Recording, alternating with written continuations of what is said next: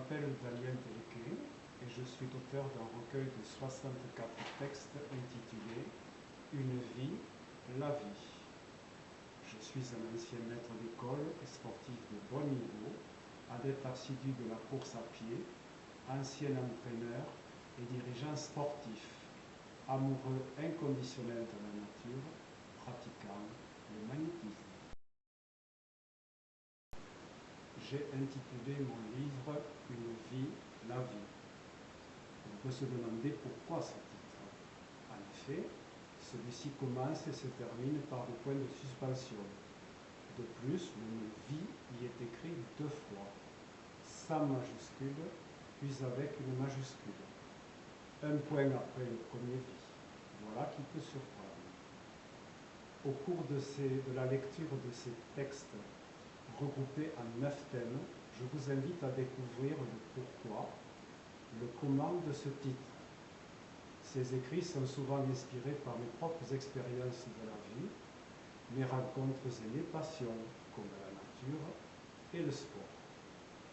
Parmi les thèmes abordés, on trouve la vie quotidienne, petits moments et grandes étapes qui composent votre existence, les souvenirs, moments marquants du passé, les émotions, sentiments humains, de la joie à la tristesse, la réflexion sur la vie, la mort, notre passage sur Terre, la nature, le monde naturel et notre relation avec lui, les relations humaines, la famille, les amis ou les inconnus.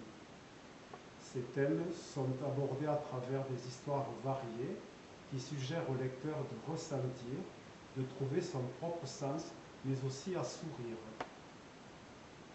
Ces touches d'humour permettent de rendre les textes plus accessibles et agréables à lire, tout en offrant des pauses rafraîchissantes entre des passages plus sérieux. Bien que chaque texte puisse être lu indépendamment, il y a un fil conducteur. C'est la réflexion sur la vie humaine. L'accumulation de ces écrits contribue à une vision globale de ce que signifie vivre une vie pleine et réfléchie, sans imposer une interprétation unique. Chacun est libre d'en penser ce qu'il veut. Grâce à toutes ces activités que j'ai évoquées lorsque je me suis présenté, j'ai eu à ma disposition un large éventail d'expériences et de rencontres singulières, étonnantes, étranges, amusantes, émouvantes. Au fil du temps, j'ai éprouvé l'envie, le besoin de fixer par écrit quelques étapes singulières qui ont jalonné jusqu'à présent mon parcours. Au final, à l'automne de ma vie, j'ai décidé de les partager avec ce recueil de 64 textes. Il est évident que je ne cherche en aucun cas à imposer quoi que ce soit au lecteur.